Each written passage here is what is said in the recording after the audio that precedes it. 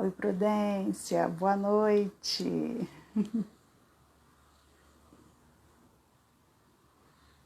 Oi, Solange, boa noite.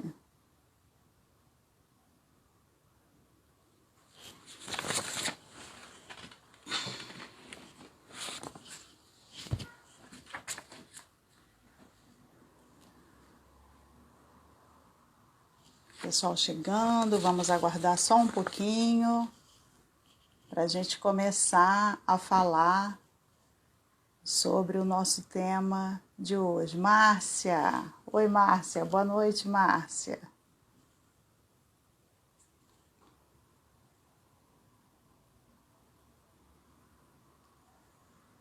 Quero pedir ao pessoal que já entrou para ter um pouquinho só de paciência, que nós vamos esperar mais um minutinho para ver se chega mais alguém.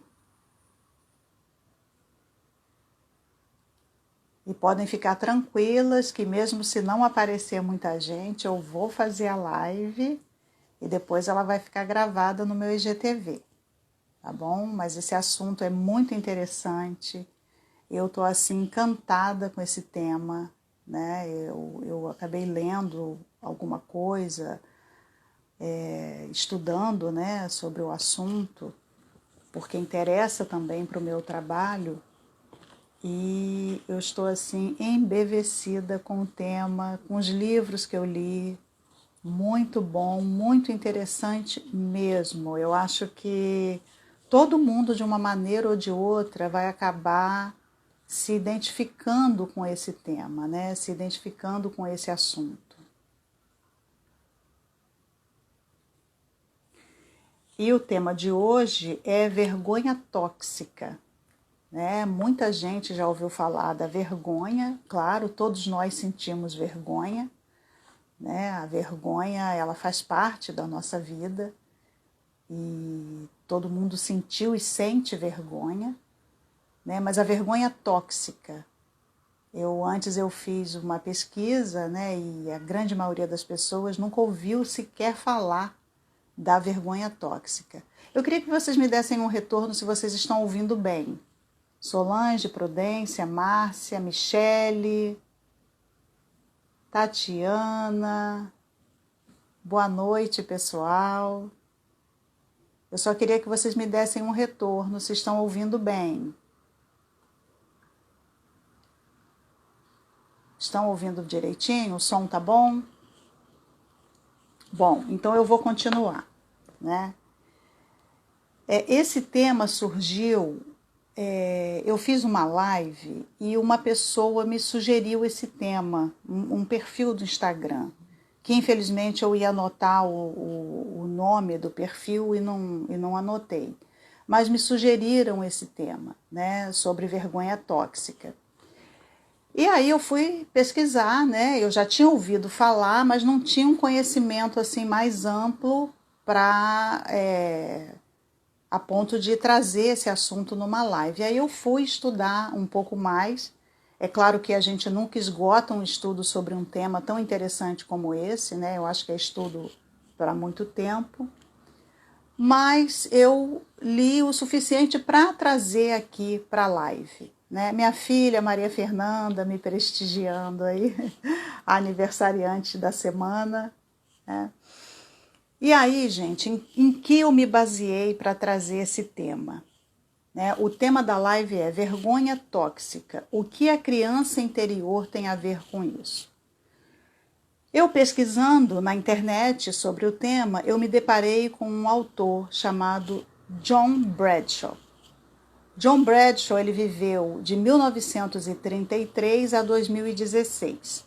Ele era teólogo, mas ele fez pós-graduação em psicologia, mestrado em filosofia, escreveu 6 livros e ele foi um autor que trouxe à baila com mais importância, né, com mais detalhe, 2 temas muito importantes para nós, que é criança interior ferida e família disfuncional.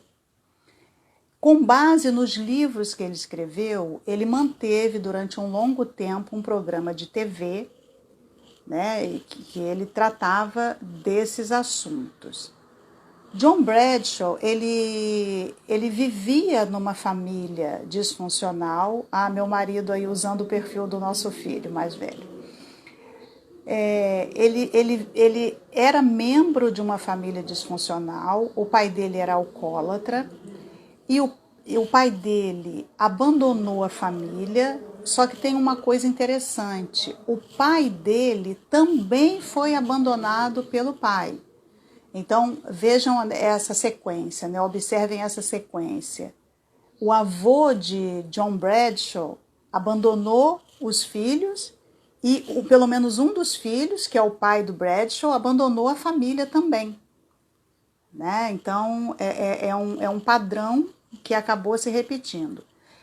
Ele estudou teologia. A princípio, ele recebeu um convite ou tinha vontade de se dedicar ao sacerdócio católico. Mas ele também tinha problemas com o alcoolismo e ele resolveu que ele não ia se dedicar a essa função eclesiástica, né? E aí, para a gente começar... Ah, tá. E quais foram os livros que eu li? Né? Eu fiz uma leitura assim meio que dinâmica, tá, gente? Eu consegui chegar ao final dos 2 livros numa leitura dinâmica. Eu pretendo voltar à leitura bem detalhada desses 2 livros.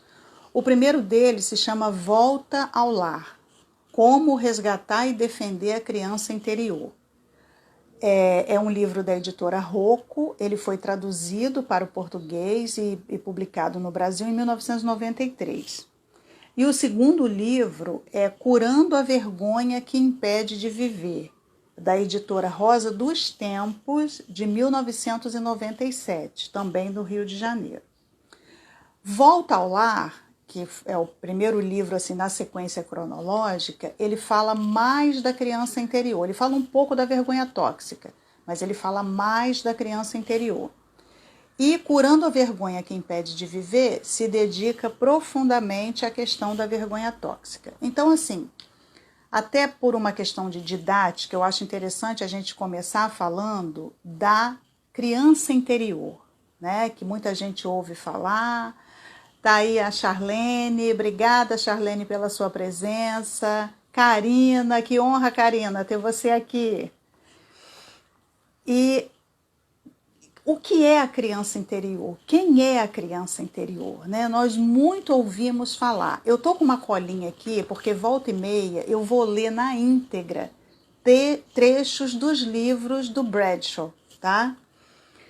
E ele traz o conceito de criança interior. Diz ele: criança interior é a criança que sobrevive em nós após a infância, embutida nas causas de sofrimentos que não conseguimos superar.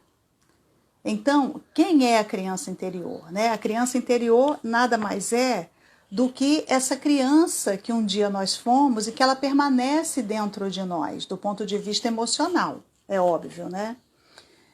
Ela nada mais é do que o nosso verdadeiro eu, porque é ela quem vai determinar o nosso comportamento mesmo na vida adulta.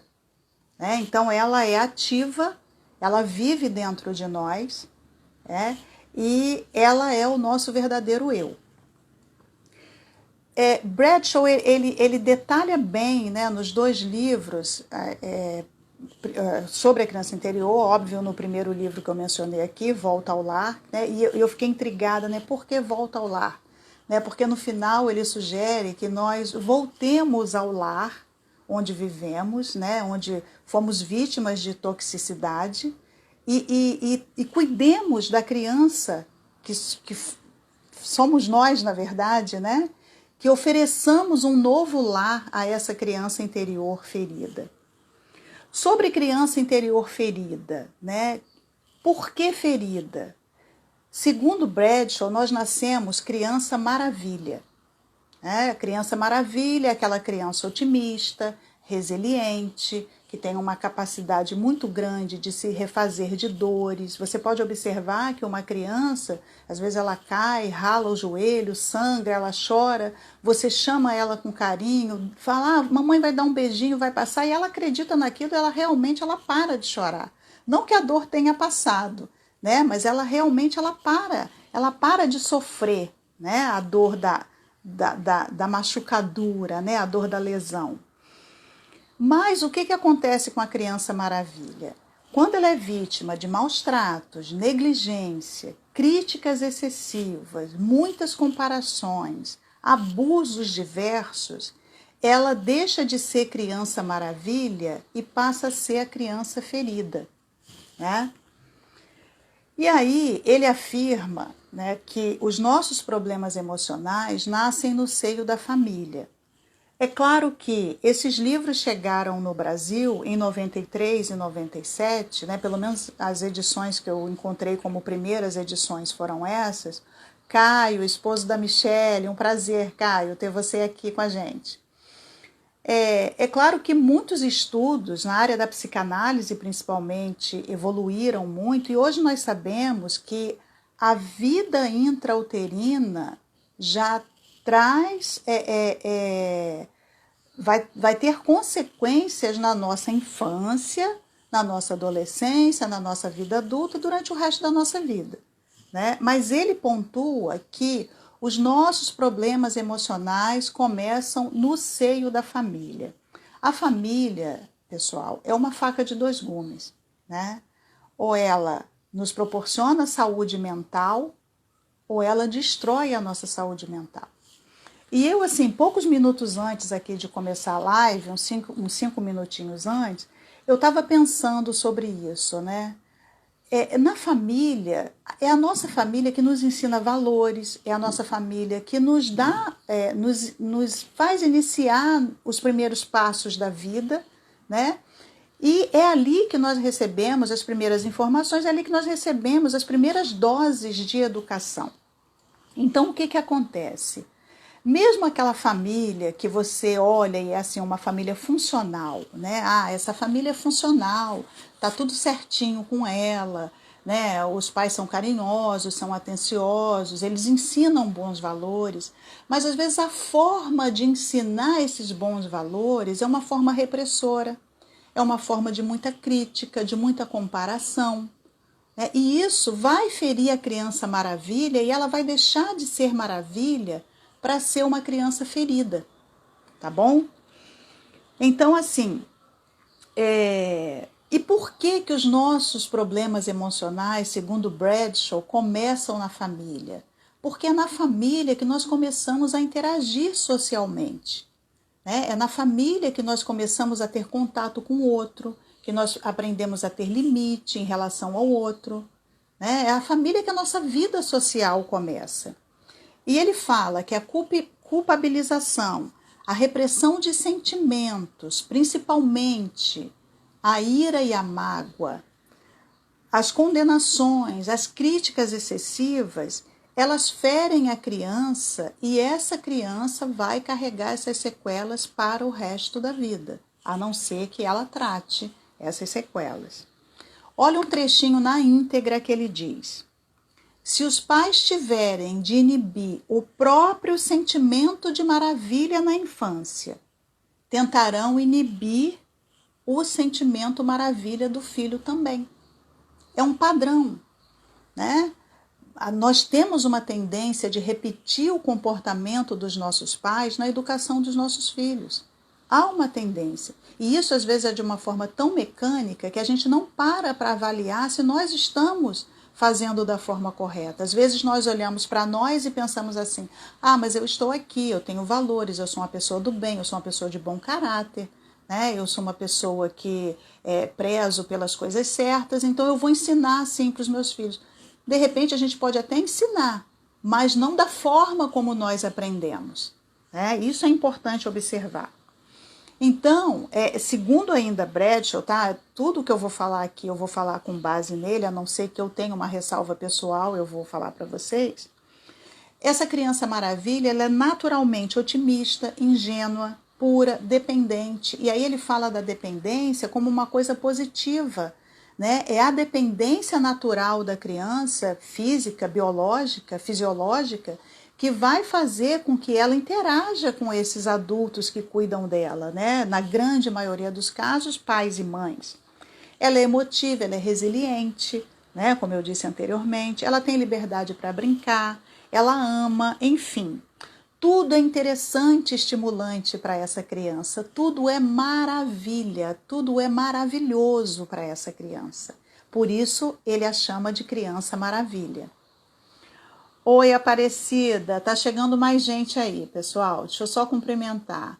Paulinha, Tatiane e Aparecida. Bom, para entender melhor isso, né,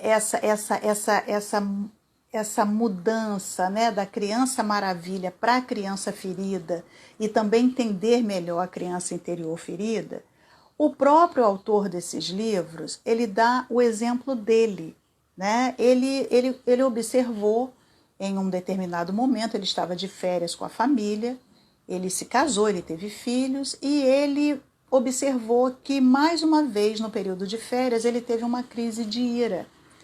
Ele teve uma crise de ira, abandonou todo mundo lá no local das férias e se retirou. E ele percebeu que esse estava sendo um comportamento repetitivo dele. E aí, olha o que ele escreve, eu vou reproduzir na íntegra, que eu achei bastante didático isso. O que eu vim a compreender foi que aquele comportamento nas férias eram regressões espontâneas no tempo.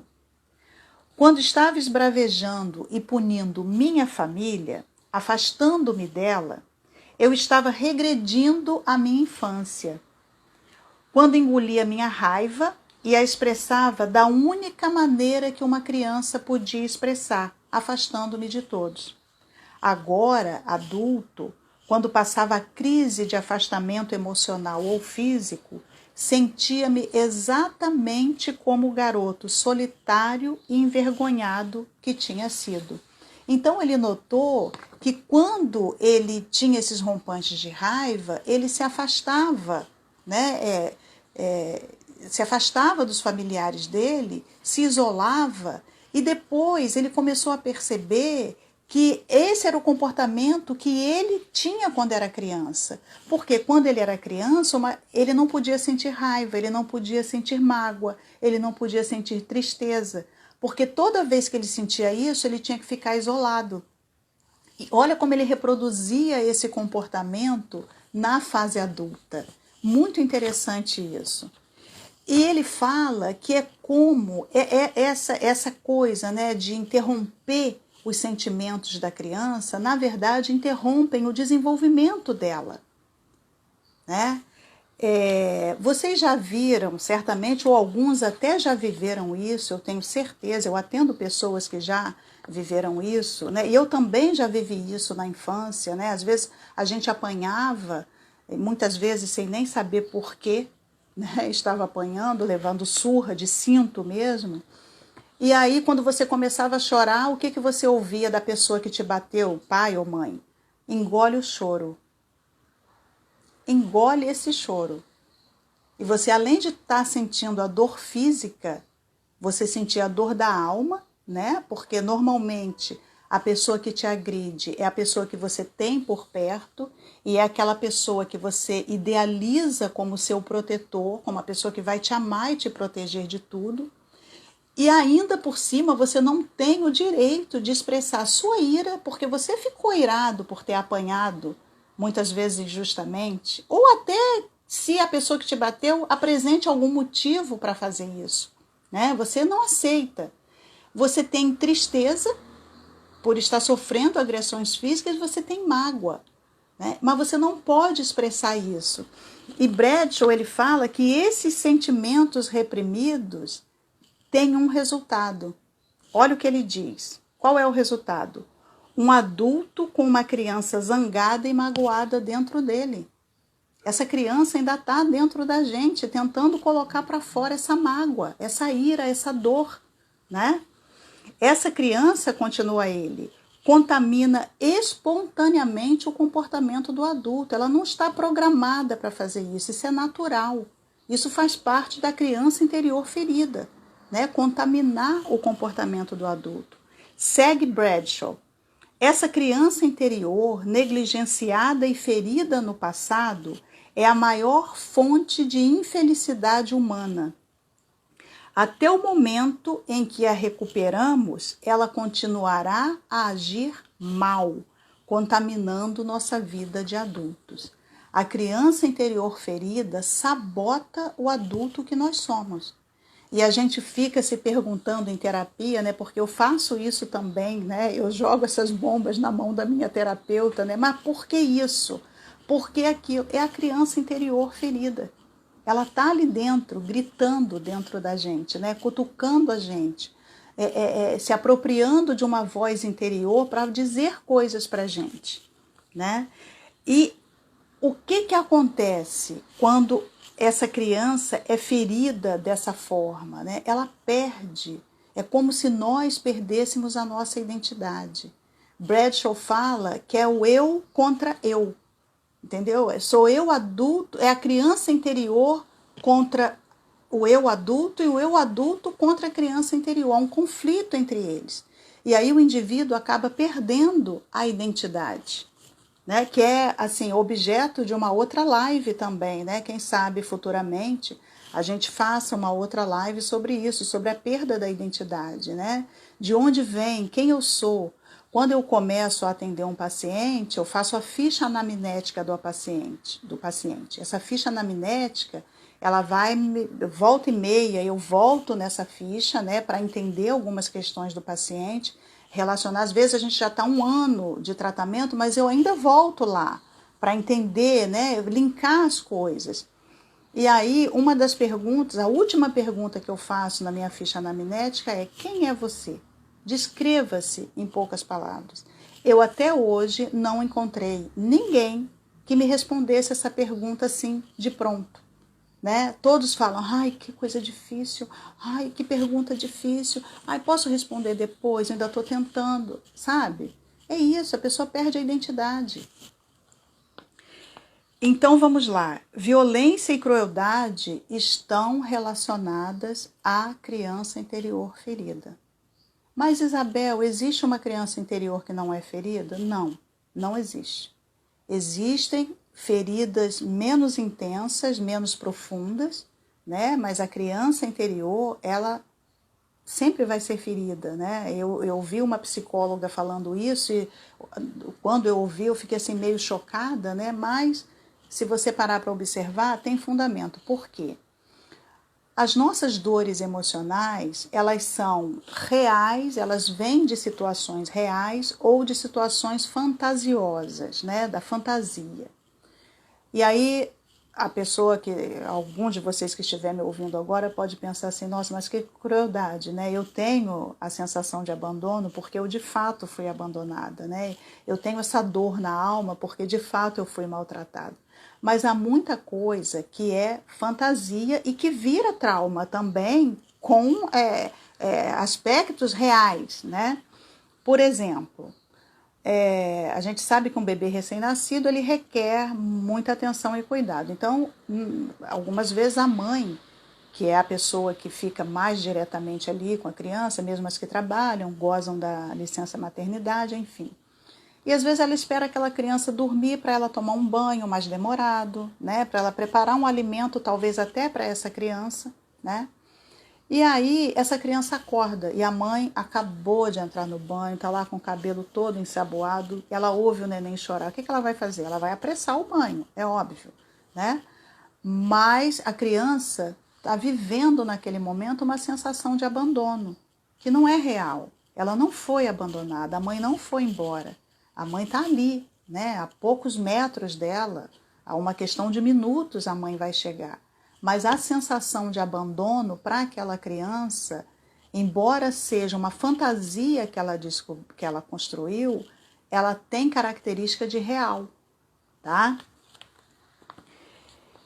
E de onde vem a vergonha tóxica? Eis aí a grande pergunta, né? Vamos voltar a John Bradshaw. As mais variadas formas de violência contra uma criança e a sensação de abandono dão origem à vergonha tóxica. É claro que quanto mais sofrimento for proporcionado a essa criança, quanto mais dor emocional essa criança viver, maior vai ser a sensação de abandono, né? maior a quantidade de atos violentos reais contra essa criança e maior será essa vergonha tóxica. E aí eu quero agora começar a falar da vergonha tóxica. O que é a vergonha tóxica? Vergonha todos nós sentimos, né? O Bradshaw fala que a vergonha é um componente da moralidade. Então, nós fazemos ou deixamos de fazer algumas coisas por causa da vergonha, a vergonha saudável. Existe a vergonha saudável, né? Um exemplo clássico que vocês vão ver, se vocês pesquisarem lá no YouTube, vergonha tóxica, vocês vão encontrar alguns profissionais falando do tema e vão encontrar um exemplo clássico que muitos deles trazem o mesmo exemplo. Você foi convidada para uma festa fantasia, ou convidado, né, para uma festa fantasia. E aí você se programa todo, você prepara uma fantasia de, sei lá, chapeuzinho vermelho, sei lá o quê, e você está tudo organizado. Na véspera da festa, você tem um compromisso super importante, uma reunião de trabalho, você fica até tarde no trabalho, chega em casa cansado, não olha suas mensagens no WhatsApp, redes sociais, enfim. O dono da festa, né, o anfitrião, mudou o tema da festa. Não é mais festa fantasia. É uma festa com trajes esporte, né? E você, sem saber, no dia da festa, se veste de chapeuzinho vermelho ou com a fantasia que você escolheu e vai à festa. Chega lá, de chapeuzinho vermelho, né? E se depara com todo mundo vestido com roupas esporte. E você fica com vergonha, né? Só que esse tipo de vergonha, você tem como resolver a causa dessa vergonha, né? Você tem algumas saídas. Você pode começar a fazer graça, começar a fazer piada, fazer um palco e começar a zoar na festa, né? Virar o centro das atenções na base da brincadeira.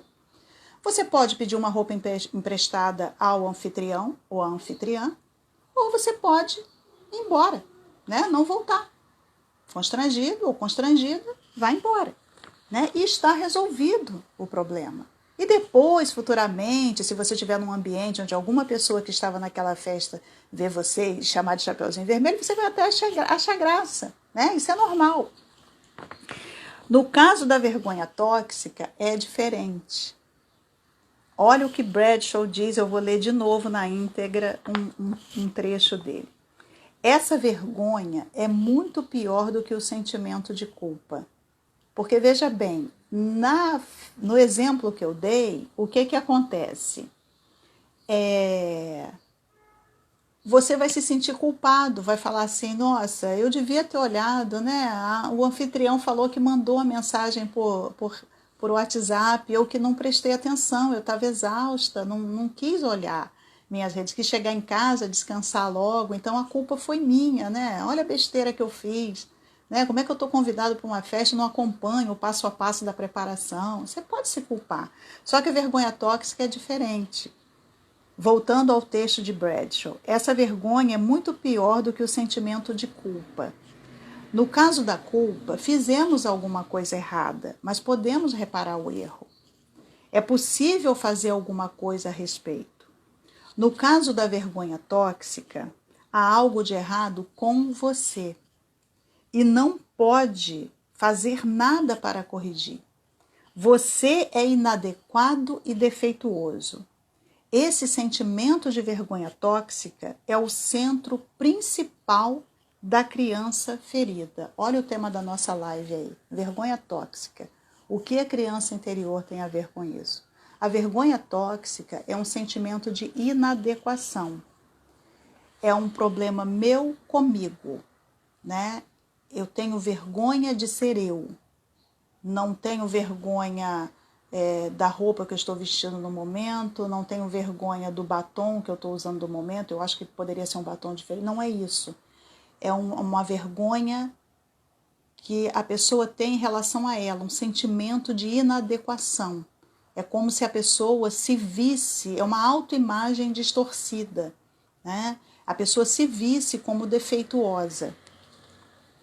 E ele diz mais, a recuperação da criança interior envolve a regressão através dos estágios de desenvolvimento e à procura de tudo o que não foi terminado. Nós temos essa sensação, né, de que somos defeituosos, não estamos assim prontos, perfeitos, né, como se houvesse perfeição em alguém, né.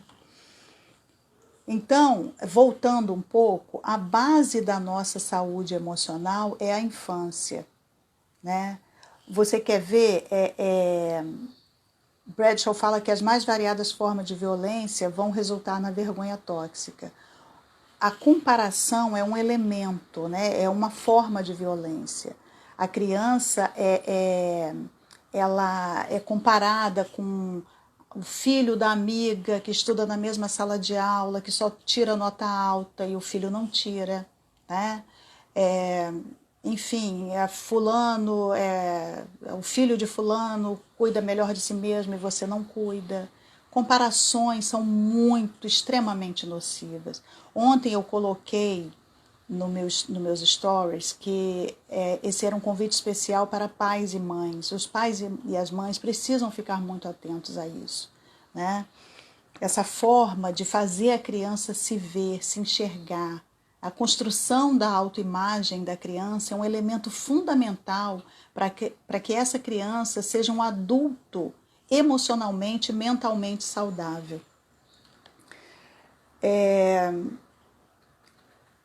Os nossos comportamentos e atitudes na vida adulta são reflexo da nossa infância, né? Estou falando isso desde o começo. E voltando, né, à questão da vergonha, é importante nós termos vergonha, né? É a vergonha que nos impõe certos limites, né? E como Bradshaw diz, ela é um componente da moralidade, né? Mas não a vergonha tóxica. Existe a culpa tóxica também, né? A gente vai falar mais à frente um pouquinho sobre ela.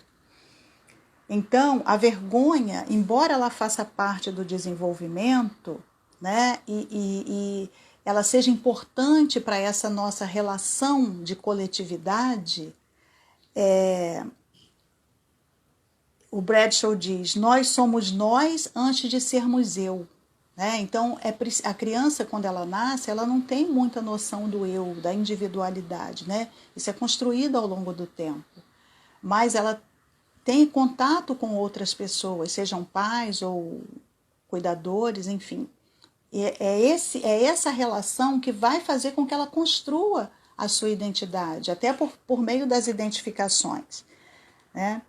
Então, nós só teremos noção da individualidade depois que nós passamos a nos relacionar com outras pessoas. Na vida intrauterina, nós não temos essa noção. Já a vergonha tóxica é aquela que escraviza, não é uma vergonha normal, é uma vergonha que escraviza. A pessoa se torna escravo dessa vergonha, né? Ela se torna limitada. É uma sensação difusa de imperfeição, né? Essa sensação de imperfeição está em tudo que ela faz. Ela não consegue observar algo que seja bom nela, né? É um estado de existência que compromete a identidade da pessoa, é a perda da identidade, ela perde a identidade dela, né? Porque ela não sabe quem ela é. Bradshaw afirma que ela provoca o rompimento do eu com o eu, né? Eu já havia falado isso anteriormente, mas eu trouxe aqui na íntegra mais adiante. Embora seja facilmente confundida com a culpa, a vergonha tóxica não é culpa. Teve uma pessoa que me perguntou, a vergonha tóxica é culpa, não é? Não, não é. O que é a culpa? A culpa normal, a culpa saudável. A culpa normal, ela está atrelada a algo de mal ou de errado que eu fiz. Então, assim, eu pratiquei um ato, e eu percebi que isso fez mal a alguém ou que não foi bom para alguém, eu quando sinto a culpa, o que eu faço? Eu vou procurar a pessoa, vou me desculpar, vou reparar o dano que eu causei, né? A culpa tóxica não, a culpa tóxica ela é tão difusa quanto a vergonha tóxica. A gente não consegue explicar por que a pessoa sente culpa, né? Eu me sinto culpada. Eu me sinto culpada. De quê? Se você não fez mal a ninguém, se você não... eu sinto culpa em relação à minha mãe, né? Mas por quê? Que mal você fez à sua mãe? É uma culpa difusa, né? O que é difuso é algo que você não consegue precisar, é algo que está espalhado em todos os lugares, né? Esse é o conceito de difuso, essa é a tradução da palavra difusa, né? É algo que está em muitos lugares. Então, assim, a culpa saudável é uma culpa que você sente em relação a um mal ou um dano que você causou. E a culpa tóxica? Ela é difusa também, como a vergonha tóxica. Você ter vergonha porque foi de chapeuzinho vermelho para uma festa que era traje a rigor, você tem um objeto ali da vergonha, né? A vergonha tóxica não. A culpa, eu tenho culpa porque eu peguei uma taça de cristal emprestada, não tive cuidado, deixei cair. Foi falta de cuidado da minha parte. Então eu tenho culpa. Eu vou comprar outra taça de cristal e vou restituir a pessoa que me emprestou, né? Então, por que eu vou restituir? Porque eu senti culpa. Eu me senti culpada, né? Sentimos culpa quando fazemos algo errado ou causamos mal a alguém, na realidade ou em fantasia, né? Eu posso ter uma sensação de culpa também que eu fantasiei. Eu acho que eu fiz mal a fulano, né? Mas eu tenho que me centrar em mim, observar se realmente eu tive essa culpa para ver se a situação é passível de restituição, de reparação ou não, e aí me livrar dessa culpa. Mas a vergonha tóxica é a mácula na autoimagem. Eu não me vejo como eu sou de fato. Eu tenho uma visão distorcida do meu eu, né? Por isso eu carrego a culpa tóxica. E para isso não há reparação. Então essa é a principal diferença da culpa tóxica, da vergonha tóxica para a culpa. Né? Não há reparação. Se eu me vejo como uma pessoa inadequada, imperfeita, não há como reparar isso. Né? Eu construo isso dentro de mim. Não tem reparação para isso. E aí essa culpa tóxica vai se perpetuar. Perdão, gente, vergonha tóxica. É porque logo em seguida eu vou falar da culpa tóxica, né? A culpa tóxica é aquela coisa de se sentir culpado, né, por algo ruim ou errado que fez, aliás, que não fez, né? Aquela culpa difusa. Essa é a culpa tóxica.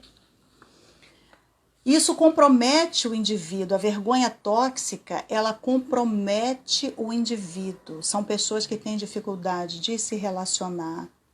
São pessoas que têm dificuldades para se estabilizar em setores do trabalho, né, na área de trabalho, têm dificuldade com realização pessoal, profissional.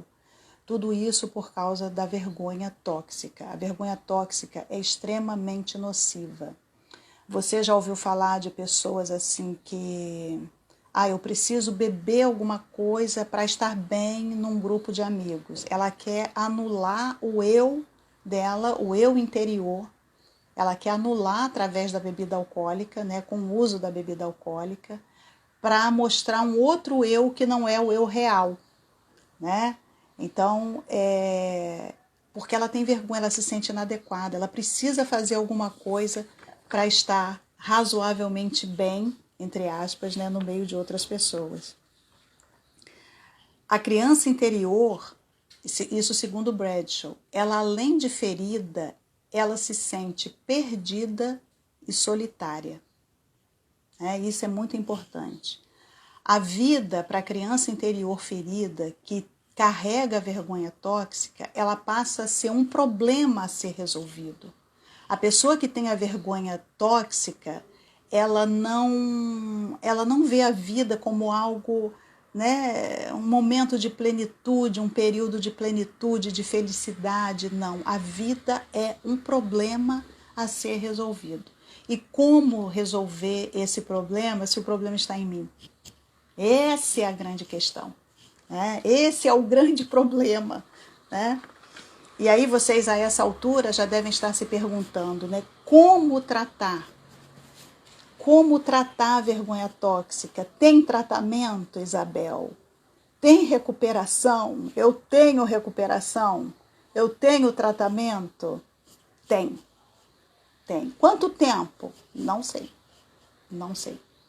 Eu acho assim que há muitos profissionais muito bons, fazendo muitas coisas boas em tantos dias, tantas horas. Eu acho isso válido, só que eu sou meio temerosa em relação a isso, né? Você padronizar um tempo para todo mundo. Eu sei que muitas pessoas vão lá, fazem e conseguem excelentes resultados, tá?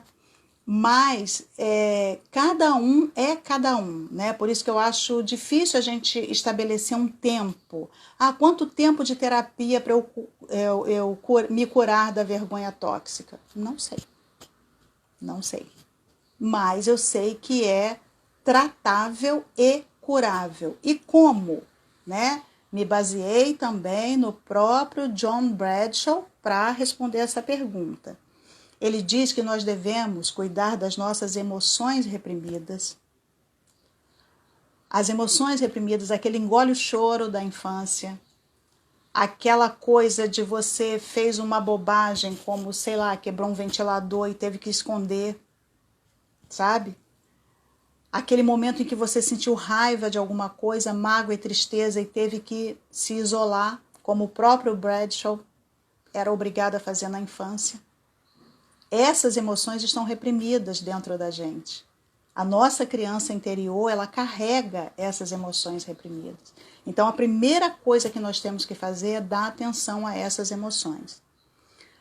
O segundo ponto que ele traz é melhorar a autoestima. Melhorando a autoestima, você começa a recuperar a sua identidade e começa a construir um outro olhar sobre você e a sua autoimagem deixa de ser distorcida. E derrubar bloqueios inconscientes. Aí entra a psicanálise, né? A psicanálise, o objeto de estudo e tratamento da psicanálise, né, é o inconsciente. É possível transformar a vergonha tóxica em vergonha saudável. É possível, tá, pessoal? E como que a gente vai fazer isso? O nome do livro, do primeiro livro do Bradshaw que eu li, é Volta ao Lar. É você voltar ao lar dentro do seu emocional, alcançar a sua criança interior e dar a ela o que seus pais não te deram, tá? Tornar-se, ele diz, torne-se o pai ou a mãe de sua criança interior. Volta ao lar e torne-se pai e mãe da sua criança interior. Acolhendo essa criança interior. Se der tempo, a gente pode até fazer um exercíciozinho de acolhimento da criança interior, se vocês quiserem, tá bom? A criança, lembra que ele diz que a criança interior, além de ferida, ela está perdida? Um outro passo que nós devemos dar em terapia é dar direção à criança interior ferida e perdida. Ela está desnorteada. O que é uma pessoa desnorteada? Uma pessoa sem norte, sem rumo, sem. Norteada, sem norte. Ela está sem rumo, ela está batendo cabeça, ela não sabe para onde vai. Né? Até porque ela perdeu a identidade dela. Então, você só sabe para onde você quer ir quando você sabe quem você é. Então, nós temos que dar direção à criança interior, ferida e perdida. Mostrar a criança interior ferida e solitária que ela não está só. Bradshaw diz que a criança interior, além de ferida, ela está perdida e é solitária, ela se sente solitária. O exemplo que ele traz dele próprio é fascinante, porque ele diz que quando ele sentia tristeza, mágoa, ira, ele tinha que se isolar. Então, a nossa criança interior também está solitária, né? Porque nossas emoções também foram reprimidas, em nome de uma disfunção da família ou até em nome de uma educação que os nossos pais julgaram adequada, mas a forma como eles faziam isso era inadequada, né? Por exemplo, eu vou dar um exemplo meu. O meu pai falava assim, quem não estuda, puxa carroça, vira burro e puxa carroça. Eu, muito criança, eu estudei muito, né? E gosto de estudar até hoje. Eu tenho 55 anos e gosto muito de estudar. Quem me conhece sabe, né, Prudência? Mas eu sofria com isso, sabe? Eu preciso aprender a ler, eu preciso aprender a escrever, senão eu vou puxar carroça. Porque a criança, às vezes, ela tem dificuldade com essa linguagem simbólica, né?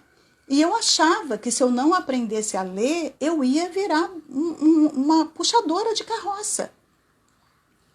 Então, isso feriu a minha criança interior, né? Claro que feriu a minha criança interior, né? E eu me lembro que lá em casa nós aprendíamos a ler antes de ir para a escola. E eu me lembro que quando eu aprendi a escrever o meu nome todo, que não é pequeno, né? São 5 nomes, eu escrevi num papel de pão. Antigamente, hoje não existe mais isso, né? Os pães eram enrolados num papel que era próprio para isso, né? Era usado para isso.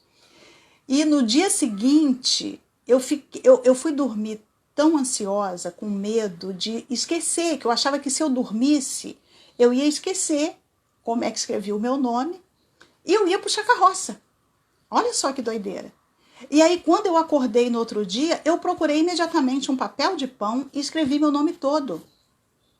Porque eu tinha que saber que eu ainda conseguia escrever meu nome.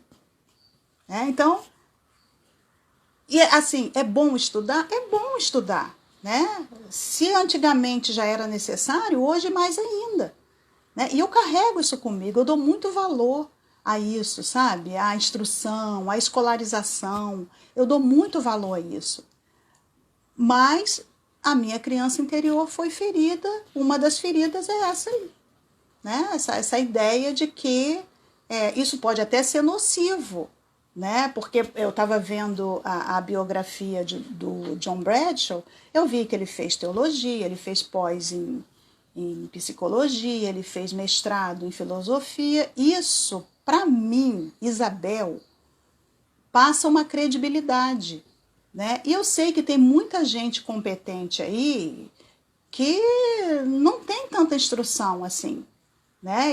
Eu tenho que ter esse cuidado desse olhar, porque se eu não tiver esse cuidado, eu vou ficar, né, preocupada em saber conhecer os diplomas das pessoas, porque quem não estuda, puxa carroça.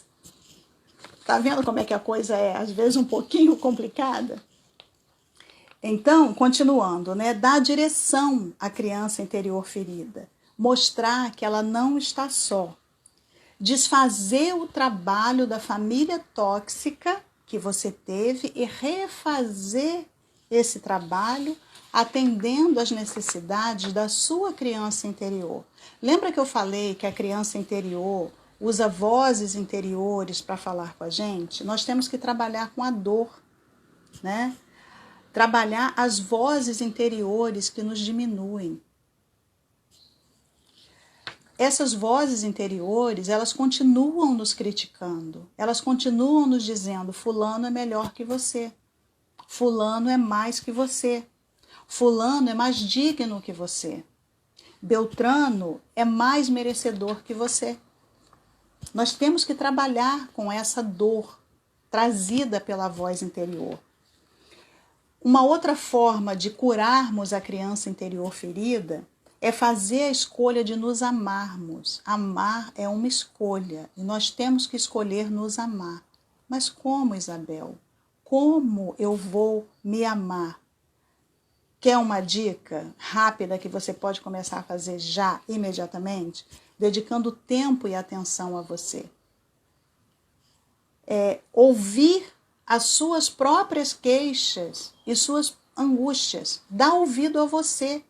Eu fiz uma live com uma psicóloga, que também é terapeuta psiônica, e ela usou uma expressão que eu aprendi, eu vou carregar para o resto da vida.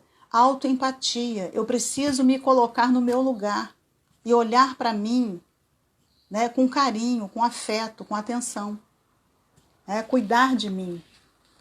Uma outra coisa que precisa ser tratada para curar a vergonha tóxica é reformular os erros. Às vezes nós somos tão criticados porque cometemos erros, né? Fomos muito criticados na infância e a nossa criança interior carrega essas dores do peso dessas críticas. E aí eu pergunto a vocês, quem não erra? Nós precisamos reformular os nossos erros. Por que nós erramos? Em que circunstâncias nós erramos? Nós tínhamos outra saída? Nós tínhamos outra opção? Né? Quem nunca errou? Nós somos humanos, somos falhos, somos limitados. Né? Reformular a autoimagem, né? Recuperar a nossa identidade. Quando a ira da criança, a mágoa é reprimida, segundo Bradshaw, ela se afasta dela. Né? E nós sabemos que nós adoecemos quando nos afastamos de nós. A gente tenta impor a nós mesmos uma personalidade que não é a nossa, para se adequar a um padrão que foi imposto a nós. Isso não é saudável. Nós precisamos curar memórias. E como é que nós vamos curar memórias? Nós vamos modificar a voz interior. O que a sua voz interior tem dito a você? O que a sua voz interior tem dito a você? Que pensamentos ela estimula em você? O nosso pensamento tem muita força. Né? A fé, ela nos dá muita força, mas o nosso pensamento também. Eu vou falar um pouquinho mais sobre isso no final. Nós podemos melhorar isso repetindo afirmações positivas para nós mesmos. Eu mereço ser feliz. Eu mereço ser amado. Eu aprendi com um paciente meu, eu mereço amar. Olha que coisa bonita e interessante. Eu mereço amar. Né? Eu sou digna. Eu mereço ser feliz. Eu mereço ser amado. Eu mereço sucesso. Eu mereço realização profissional. Eu mereço realização pessoal. Repita isso para você. E há todo um processo para se recuperar essa criança interior, né? Para minimizar as dores dessa criança interior e eliminar a vergonha tóxica, tornar a vergonha tóxica uma vergonha saudável. Um dos livros do Bradshaw, ele traz um teste da criança interior. São 30 perguntas que você responde com sim ou não. E eu fiz esse teste, né? O teste da criança interior ferida. E eu fiz esse teste. E aí eu me deparava com algumas perguntas que eu pensava assim, bom, 10 anos atrás eu daria essa resposta, mas hoje a resposta é essa. 30 anos atrás a minha resposta seria sim, mas hoje é não. Né? Então eu fui percebendo ali, né, e o meu resultado deu que, né, a minha criança interior não está tão ferida assim, né, porque ferida ela está sempre, né, sempre estará, como eu falei que eu ouvi uma psicóloga dizendo isso, mas já minimizei muitas coisas, né, e a terapia também ajuda muito. Eu sou terapeuta, mas eu também sou terapeutizada, né, eu também tenho a minha psicanalista. Se ela estivesse aqui, eu ia falar com vocês. Mas, enfim, uma outra coisa muito importante que o John Bradshaw fala é que o trauma do abandono precisa ser legitimado. Caso contrário, não será resolvido. A falta de legitimação cria um falso eu. Há muitas pessoas que têm vergonha de legitimar suas dores porque acham que vão estar acusando quem as causou. Né? E às vezes nem em terapia falam disso. Né? Então, assim, é preciso legitimar essa dor. O que é legitimar? É tornar legítima. Faltam 3 minutinhos só, gente. Se acabar, a gente volta, tá bom? Combinado? Tornar legítima essa dor do abandono, né? E como é que eu torno legítima? Primeiro aceitando que realmente existe essa dor e que realmente houve alguma coisa que causou essa sensação de abandono, né? E para finalizar, eu falei que ia voltar, né? Onde eu falei que ia voltar?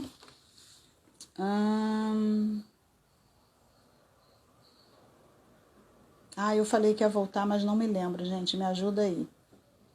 Porque senão eu já vou terminar. Para finalizar, eu quero falar aí com quem é mãe, com quem é pai, né? Prevenir sempre será melhor do que remediar. Sempre. Sempre será melhor do que remediar. Então, eu peço que os pais que estão presentes prestem atenção nesses pontos que foram trazidos aqui e cuidem da criança que está sob os seus cuidados, né? O seu filho, sua filha, os seus filhos, suas filhas. Cuidem deles com carinho. Cuidem pensando que tudo o que acontece com eles hoje vai refletir ao longo da vida deles, que eu espero seja muito longa, né? Sim, eu ia falar da força do pensamento. Eu frequentei uma igreja batista durante muitos anos, né? Hoje eu não frequento igreja nenhuma mais, por motivos pessoais, coisas de identificação, já não dava mais certo, não batia, não combinava comigo algumas coisas. Mas eu continuo tendo muita fé, né? Eu continuo sendo uma pessoa temente a Deus e com muita fé. E muitas coisas, em muitos momentos da minha vida, eu pedi muitas coisas a Deus e Ele me deu. Em outros momentos, eu nunca cheguei a ajoelhar, a fazer orações pedindo, mas eram coisas nas quais eu pensava muito, eu queria muito, e aquilo vivia no meu pensamento, e eu consegui. Então, o nosso pensamento ele tem muita força. Né? A gente tem que voltar o nosso pensamento, mudar o nosso pensamento. A gente só vai mudar o nosso pensamento depois que mudar essa voz interior que a criança interior usa para nos sabotar. Tá bom, pessoal? Eu espero que a live tenha sido proveitosa para todos vocês. Foi uma honra. Eu vou tentar deixar gravada no meu IGTV. Eu espero que o final de semana de vocês seja maravilhoso, abençoado, cheio de paz, cheio de luz, cheio de saúde. Se cuidem, a pandemia ainda não acabou, me parece que nós estamos já vivendo uma segunda onda da pandemia no Brasil, né? Alguns países da Europa já estão falando de novo em lockdown, enfim. Cuidem de vocês, cuidem da saúde, evitem aglomerações e cuidem da criança interior. Vamos tentar fazer a criança interior voltar a ser mais maravilha do que ferida. Tá bom, pessoal? Qualquer coisa, estou aqui. Um beijo no coração de vocês, tudo de bom, fiquem bem. Muito obrigada a todos que estão aí me dando esse prestígio, tá bom? Prudência. Alguém fez algumas perguntas. Michele, quando a pessoa lembra e sente muita vergonha de algo que já fez, mesmo que na época não tenha sentido. Sim, pode ser vergonha tóxica. É possível sentir essa vergonha em apenas algumas situações, mesmo quando em outras a gente saiba brincar com a situação de rir de si mesmo. Se você brinca com a situação, né, é uma vergonha que não foi tóxica, foi uma vergonha saudável, né? A vergonha tóxica é realmente esse sentimento de inadequação, de imperfeição, né? Um sentimento de que eu sou imperfeito, eu sou defeituoso, né? Travou e caiu, mas voltou, né? Débora, minha prima, um prazer, Débora. Paulinha, Tassiana, Fran Moura, um beijo. Soeli Barreto, somos charás no sobrenome, hein, Soeli? Um beijo para todos vocês, Lenita, um beijo para todos, tudo de bom, realmente vai acabar. Vou terminar antes que acabe. Beijo para vocês, tudo de bom.